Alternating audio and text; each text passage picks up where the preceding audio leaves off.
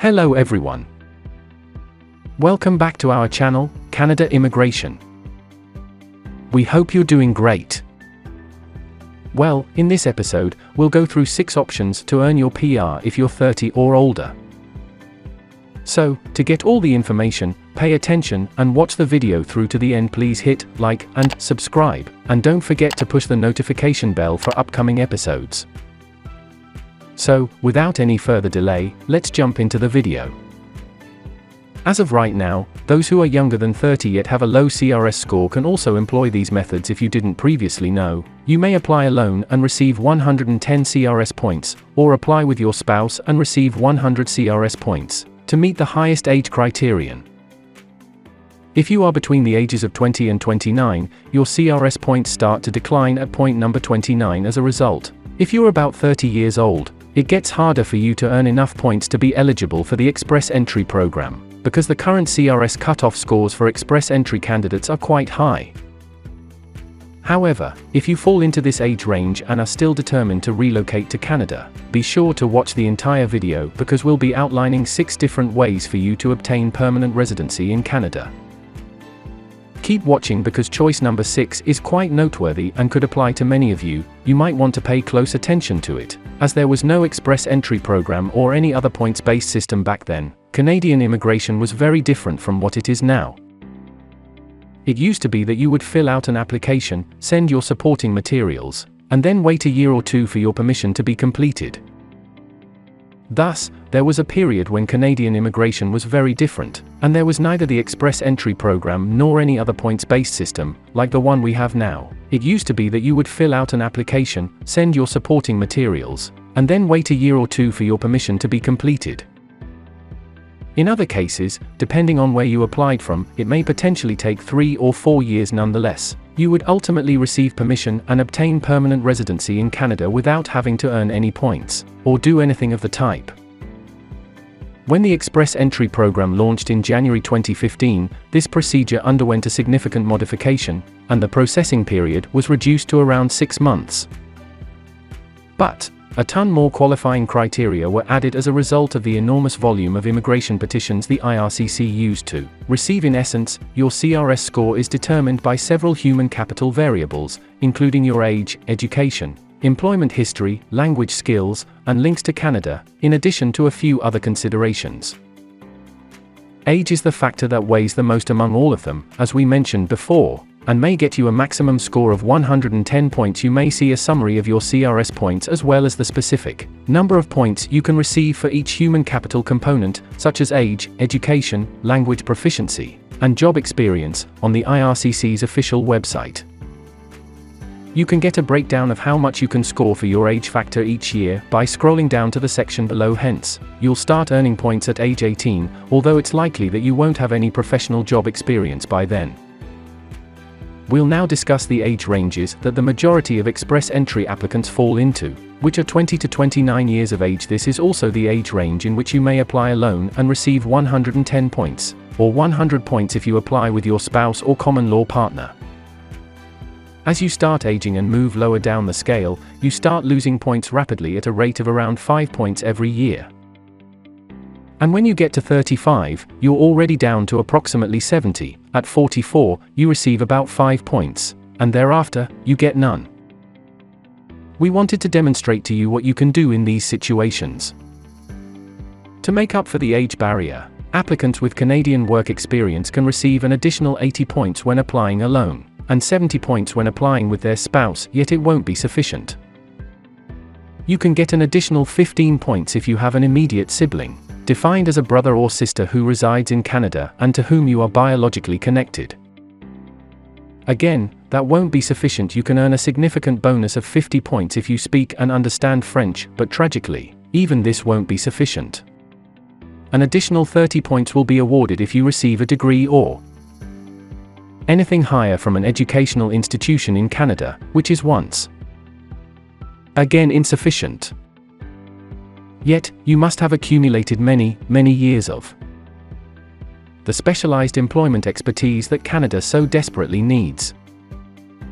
By the time you are 30 to 35 years old or older, To obtain a job offer in Canada, you might leverage your considerable expertise, references, and possibly a Canadian office branch. You will now receive a whopping 200 extra CRS points from a Canadian employment offer, which is more than enough to make up for whatever age factor points you may have lost over the years. When you grew older, you could, as we mentioned, use your references to secure a job offer in Canada. You might even consider an internal move to a Canadian branch or use websites like LinkedIn, Indeed, Monster Job Bank, social networking pages and groups, as well as the advice we provided in this thorough video on how to get a job offer from your home country in Canada. The provincial nomination, which is option number 2, is the most popular choice. Each province and territory in Canada has its provincial nomination program, which has its own set of qualifications and application processes depending on the demands of the local employment market. This is in addition to the Federal Express Entry Program. PNPS now commonly come in 2 varieties. The first category includes initiatives focused on express entry, such as the Alberta Express Entry Program, which entails receiving a nomination certificate from Alberta, which you must then upload to your Express Entry profile. Also, you will receive 600 CRS points for your nomination certificate, which is enough to obtain your Canada PR on its own. The second kind of PNP program is an expression of interest-based program, such as the Manitoba PNP program, where you must construct a separate application to each province, upload the required documentation, or mail the paperwork if the program is paper-based. One benefit of these UI-based programs is that they are independent of the Express Entry program, and frequently do not have the stringent requirements of the Express Entry program, such as a high IELTS, a high CLB level, or high proof of funds, for example. This is because these programs are not Express Entry oriented. For obvious reasons, they can take longer to process if they are paper-based programs. A startup visa is the third choice. A startup visa does not require a work offer, a high degree of education, or a high level of proficiency in a foreign language. You do, however, need a business plan, and you need to locate a specific organization that will support or sponsor your business plan. You will be eligible for an immigrant visa in this category if you manage a profitable and viable business, create jobs for people already living in Canada, and meet other requirements. Each designated organization has a different pitching procedure. Every company has unique needs. For instance, you can be required to provide a live presentation of your company idea, or even submit a comprehensive business plan on its own, without a presentation or demonstration. Your visa will cost you $20.75 Canadian dollars, and processing will take around a year. The good news is that you'll just need $5 for a language test, but you'll also need evidence of money in the form of a bank letter in CIC format. The Agri-Food Pilot Program, which offers a road to permanent residency for those who work in the agriculture and food industries, is the next choice. Keep in mind that the individuals in question are those who are ineligible for the Express Entry Program because of a low CRS score, their age, or other human capital criteria. The advantage of the Agri-Food Pilot is that only a high school diploma and CLB4 in your language exam are required. Hence, if you have experience in the food sector or agriculture, this training can be helpful for a lot of people. Because of their busy lifestyles, nearly every second household in Canada is seeking competent caregivers for their parents and children. Therefore, meeting the required requirements and having a job offer isn't too difficult to get. A minimum of 2 years of relevant job experience is also required to qualify for permanent residency under this experimental program. They are essentially 5-year pilot programs that permit eligible caregivers and their family members to immigrate to Canada to obtain permanent residency. This allows you to bring your family with you, and they may even apply for permanent residence with you. Depending on how much qualifying work experience you have in either of 2 specific NOC codes, 4411 for in-home childcare providers or 4412 for in-home support workers, the application procedure will vary. As promised, here is the 6th and most intriguing option, which is mostly for couples who meet the requirements and are eager to immigrate to Canada. If you're single, you can accomplish this on your own as well, but you'll need to be very frugal with your money. To cover daily expenditures, one of you would enroll in a study program, and the other would take a full-time job. As you would imagine, not everyone will like this option. You have previously studied and are no longer able to study due to saturation. However, Keep in mind that your desire to relocate to Canada is strong and that enrolling in a Canadian study program will eventually support both your and your spouse's PR applications. You may also work part-time while you're taking classes, which will help you pay your bills and will also aid your PR application, since you might even be given a full-time job offer from your employer after your course is up.